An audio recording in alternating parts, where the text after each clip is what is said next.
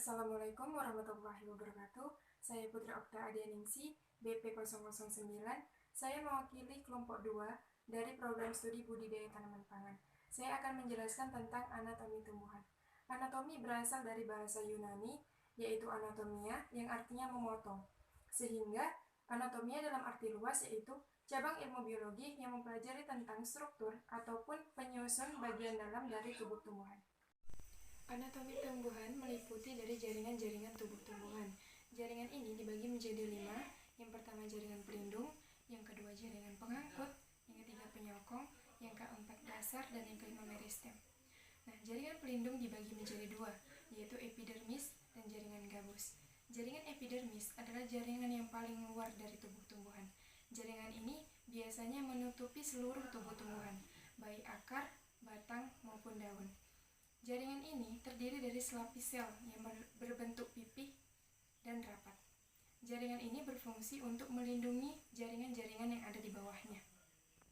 Jaringan epidermis mengalami modifikasi bentuk dan fungsi. Yang pertama, stomata.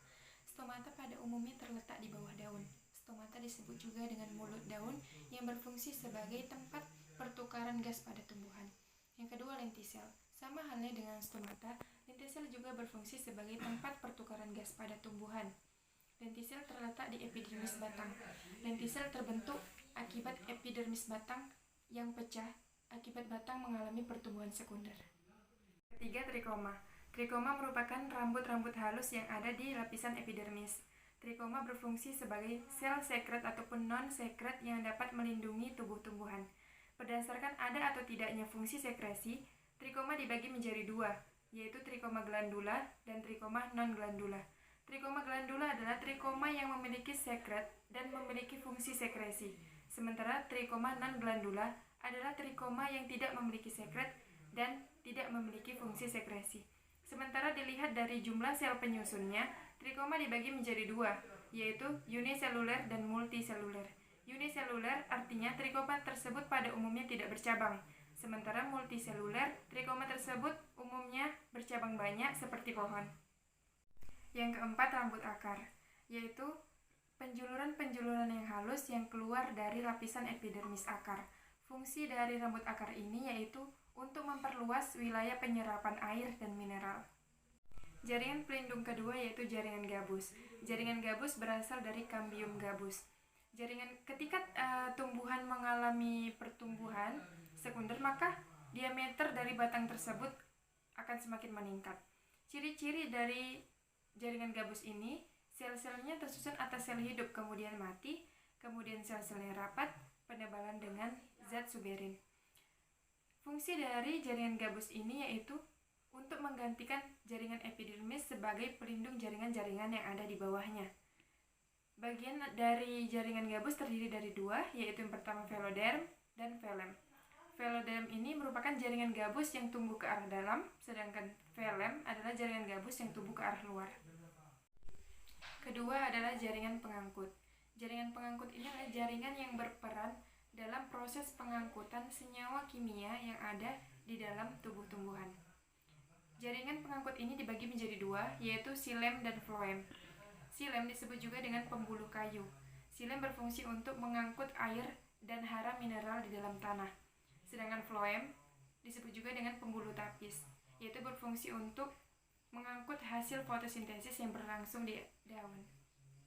Yang ketiga adalah jaringan penyokong. Jaringan penyokong adalah jaringan yang berfungsi untuk menguatkan tubuh tumbuhan agar dapat berdiri tegak. Jaringan penyokong ini dibagi menjadi 2, yaitu kolenkim dan sklerenkim. Jaringan kolenkim adalah jaringan yang tersusun atas sel-sel hidup, merupakan penguat utama dan penebalannya tidak teratur.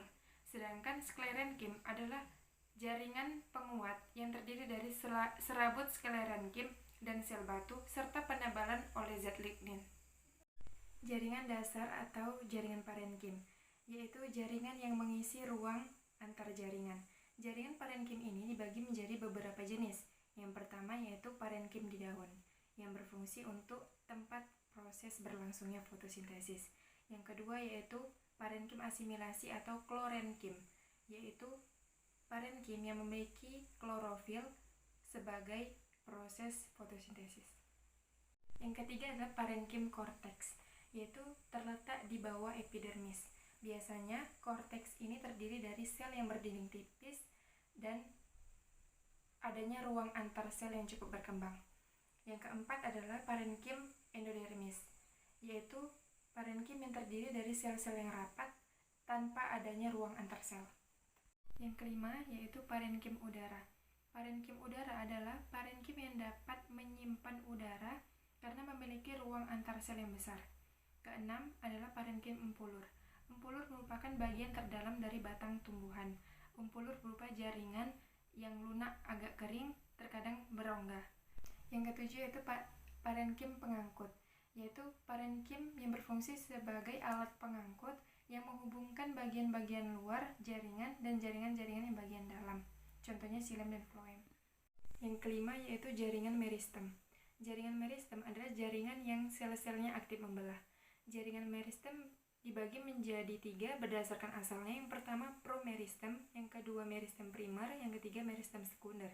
Promeristem adalah jaringan meristem yang sudah ada saat tumbuhan masih dalam keadaan fase embrio. Yang kedua meristem primer, yaitu meristem yang terdapat pada tumbuhan dewasa yang sel-selnya aktif membelah. Yang ketiga yaitu meristem sekunder, yang merupakan perkembangan dari meristem primer.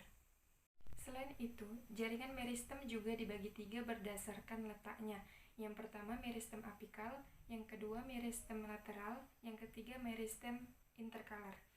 Meristem apikal yaitu jaringan meristem yang terletak di ujung akar dan ujung batang. Sedangkan meristem lateral disebut juga dengan meristem samping karena terletak di sejajar permukaan organ. Yang ketiga adalah meristem interkalar, yaitu meristem yang terletak di ruas-ruas batang. Fungsi spesifik dari jaringan meristem ini yaitu sebagai penyokong pertumbuhan tanaman. Cukup sekian yang dapat saya sampaikan, kurang dan lebih saya mohon maaf. Assalamualaikum warahmatullahi wabarakatuh.